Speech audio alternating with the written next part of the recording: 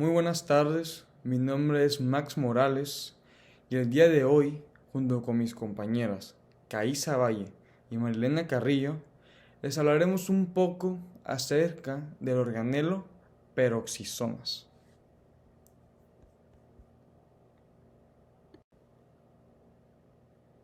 Para comenzar, hablaremos de las generalidades y estructurales de este organelo.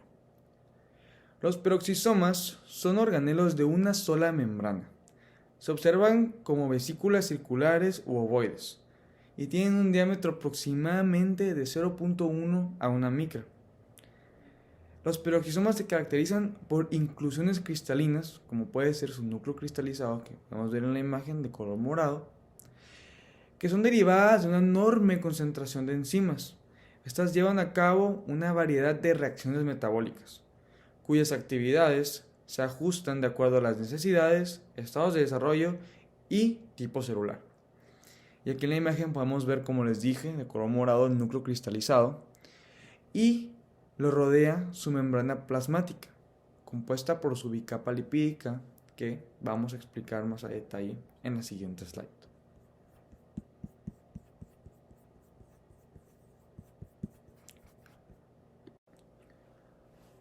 Ahora hablaremos acerca de la estructura y composición de los peroxisomas. Los peroxisomas tienen en su interior enzimas implicadas en diversas reacciones metabólicas. Como mencioné anteriormente, estas enzimas tienen y juegan un papel fundamental en la realización de las reacciones metabólicas. Estas no contienen su propio genoma, lo que significa que no podrán realizar ni replicación, ni traducción, ni transcripción. Todas las proteínas se codifican en el genoma del núcleo, que posteriormente serán sintetizadas por ribosomas libres y ubicadas como cadenas peptídicas. Algunas son transferidas a estos peroxisomas por retículo endoplasmático. Aquí tenemos una imagen en la que podemos observar el núcleo cristalino y podemos ver que está rodeado por una membrana plasmática. Esta membrana plasmática está constituida por una doble capa lipídica que está hecha de grasas, que contiene diversas proteínas. En su interior se halla una matriz peroximal que contiene proteínas de función enzimática. Estas, cabe mencionar, que son capaces de transformar unos compuestos en otros. Ok, ahora les voy a explicar un poco sobre la biogénesis o la formación de peroxisomas en una célula. La primera forma es la formación de peroxisomas nuevos desde cero, que primero aquí contribuyen las vesículas del retículo endoplasmático con las vesículas de la mitocondria y a ese se le denominan preperoxisomales. Estas se fusionan y a este se le denominan preperoxisomas. Aquí es cuando entra la proteína del citosol, que es la peroxina, a que ayude al aumento o la maduración del peroxisoma. Ahora les voy a explicar la segunda forma, que es el crecimiento y división de los preexistentes. Primero aquí tenemos el peroxisoma maduro, después entra en contacto sus membranas con el retículo endoplasmático y hay una división. Después está su crecimiento por las proteínas del citosol y aquí tenemos dos peroxisomas maduros. Es decir, cuando se eliminan todos los peroxisomas de una célula, es capaz de generar peroxisomas nuevos y funcionales. Ahora les voy a explicar una historia de cómo entender un poco mejor o un poco más fácil este procedimiento. Supongamos que hay dos personas, una mamá y un papá, que estas se juntan y tienen un niño.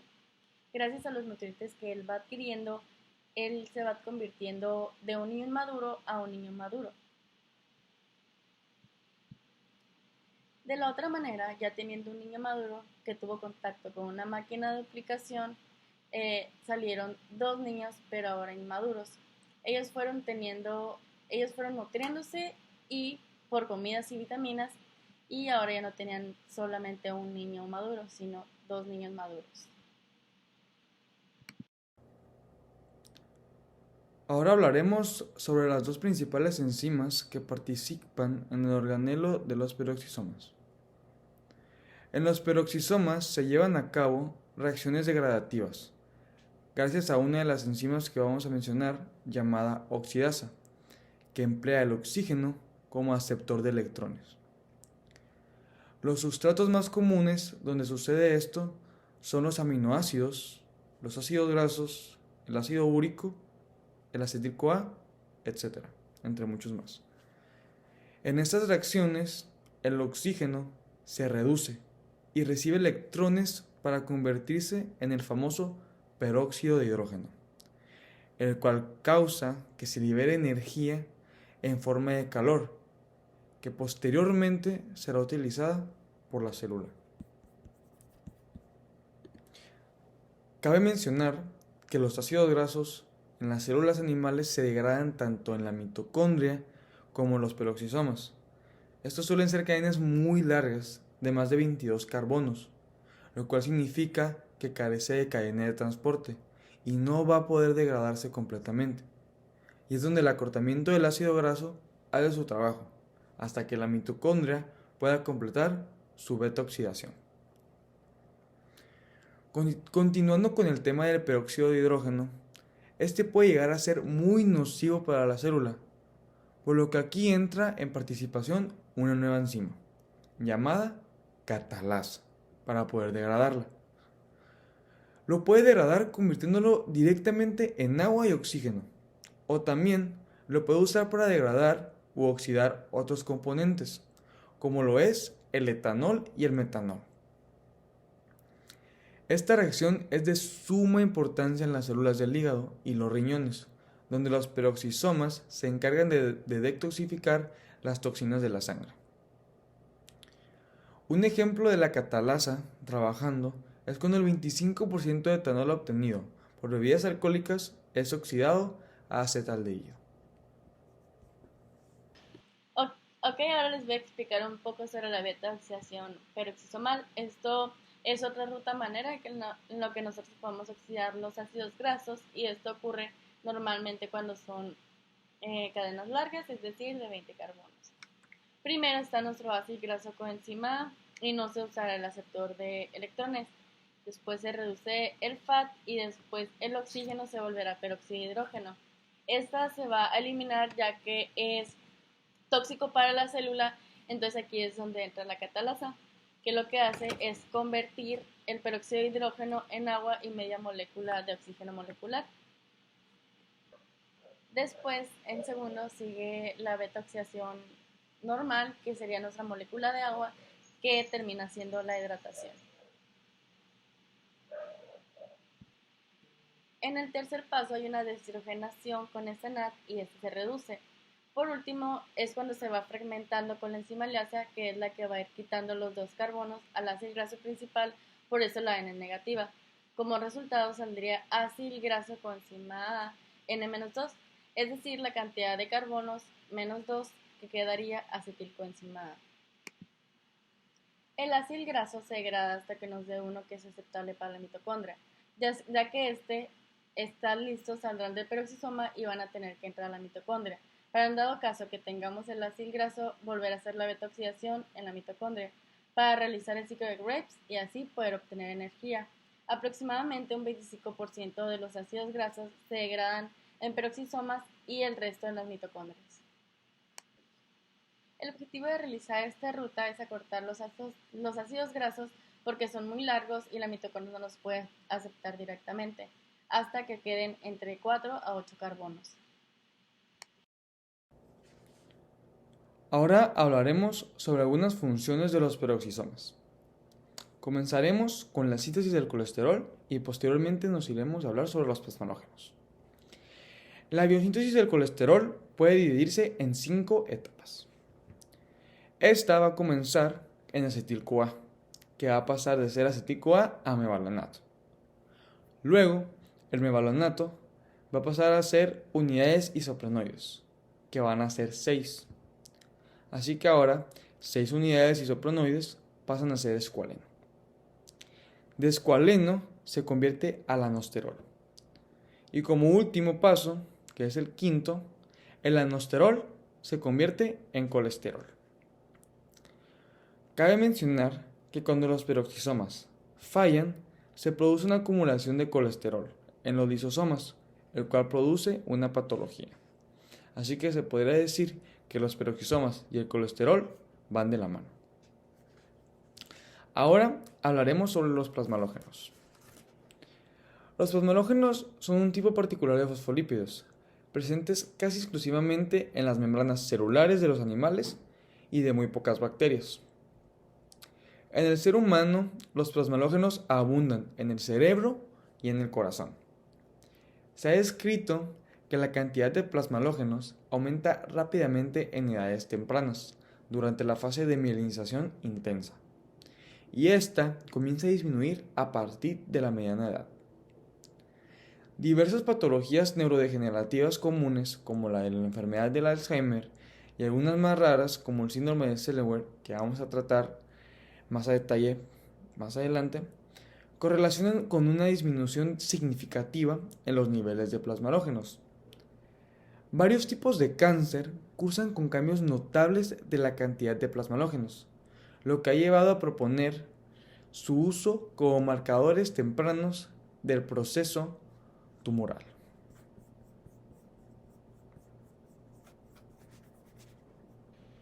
Yo les platicaré acerca de nuestra patología llamada síndrome de Zellweger, también llamado síndrome cerebrotorrenal, que es un desorden congénito poco frecuente que se caracteriza por la baja producción o ausencia de peroxisomas, especialmente en tejidos encargados de la depuración y desintoxicación del cuerpo, tales como el hígado y los riñones. Algunas características de este síndrome es la patomegalia, el retraso mental, la polimicroría, la hipoacusia, la epilepsia, la hipotonía muscular, fontanelas amplias, cara plana, ojos pequeños con pliegues empáticos internos, manchas de Creutzfeldt, nariz achatada y narinas amplias. La mayoría de estas características que acabo de mencionar al último se puede ver en nuestra imagen del lado derecho de un bebé que ha tenido un nacimiento con este síndrome y que se pueden ver pues estas características como de manchas en la nariz, en los ojos. El nombre del gen afectado es el gen 6PEX. Este gen afectado es hereditario de forma autosómica recesiva. Esto quiere decir y significa que deben de tener dos copias de este gen para que se desarrolle la enfermedad. Este síndrome afecta a todas las razas y su incidencia eleva al sistema de un caso por 100 nacimientos vivos. Como lo podemos ver en nuestra imagen de la izquierda, hay dos padres o dos personas las cuales tienen una copia de este gen afectado, sin embargo no se puede ver o desarrollar su enfermedad. En color azul tenemos dos copias de este gen, sin embargo no está afectado ninguna de estas dos copias, así que podemos decir que no se desarrollaría nuestra enfermedad.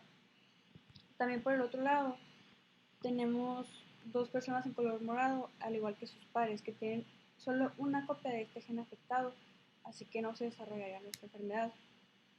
Y por último, en color rojo, tenemos una persona la cual sí tiene dos copias de este gen afectado, y podríamos decir que de esta manera sí se desarrolla nuestro síndrome. La mutación del gen se produce por la monosomía parcial del gen 6PEX, que es una condición genética en la cual hay una deleción parcial del brazo corto del cromosoma. Una deleción es un tipo de mutación genética en la cual hace falta material genético, desde solo un par de nucleótidos del ADN hasta todo un fragmento del cromosoma. La mutación homocigota de cada alelo del gen en particular se hereda de cada progenitor en esta enfermedad, como ya lo platicábamos antes. Los codones del gen afectado se ven de la siguiente manera aquí abajo de la derecha. Como lo platicamos, hay una deleción en el gen que cuando nuestro ADN pasa a ARN mensajero hay codones que faltan. En específico, estos aminoácidos como la valina y la glutamina con su respectiva posición donde se supone que deberían de estar estos. Por este otro lado, tenemos una imagen en la cual podemos ver nuestro brazo corto del cromosoma, donde dijimos que teníamos una deleción, donde su posición exacta es la 6P211. Esta es la posición exacta en la que nosotros podemos ver nuestra mutación del gen, dando como resultado nuestro síndrome. El nombre de la proteína que codifica el gen se llama PEG6P, factor de emergencia espectromal 6, que es una proteína de la familia de las ATPasas. La función de la proteína PEG6P se encarga de transportar y trabajar con varias proteínas a los peroxisomas para que este organelo funcione de la manera correcta en todas las células de nuestro organismo. Las peroxinas ATPasas PEG1P y PEG6P, factor de emergencia espectromal 1 y factor de emergencia espectromal 6, son esenciales para la biogénesis de los peroxisomas. Hasta la fecha se sabe que se requieren 34 peroxinas para la formación de peroxisomas. Estas están involucradas en las etapas clave de la biogénesis de los peroxisomas, como la formación de la membrana peroxisomal, la proliferación de los peroxisomas y la compartimentación de las proteínas de la matriz peroxisomal. La biogénesis y la función de los peroxisomas dependen en gran medida de la importación de su contenido de matriz. Como estos organelos no contienen un ADN ni un sistema de protección propio, todas las proteínas deben importarse después de su síntesis en ribosomas libres en el citosol. Los peroxisomas están presentes de forma ubicua en las células eucariotas. Se sabe que más de 100 proteínas de matriz diferentes atraviesan la membrana peroxisomal para llegar a su destino, donde cumplen una multitud de funciones anabólicas y catalíticas. En los seres humanos, los ácidos grasos pueden ser degradados tanto por los peroxisomas como por las mitocondrias. Y la beta-oxidación peroxisomal se especializa en los ácidos grasos de cadena muy larga. Las líneas celulares de pacientes afectados se caracterizan por falta de peroxisomas o como estructura de membrana vacías, por lo que las proteínas de la matriz están mal localizadas en el citosol.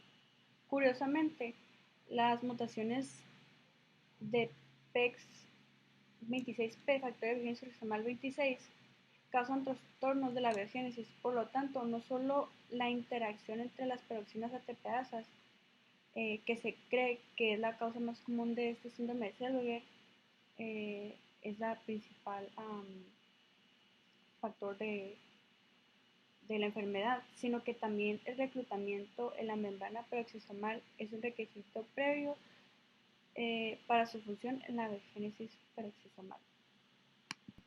El síndrome se desarrolla cuando el individuo presenta un descontrol genético en los genes PEX, genes que codifican las peroxinas involucradas en la biogénesis de los peroxisomas. Cuando nuestro peroxisoma es incapaz de utilizar los ácidos grasos de cadenas largas, o sea, es una, como ya lo platicábamos antes, es una de las funciones de nuestro peroxisoma,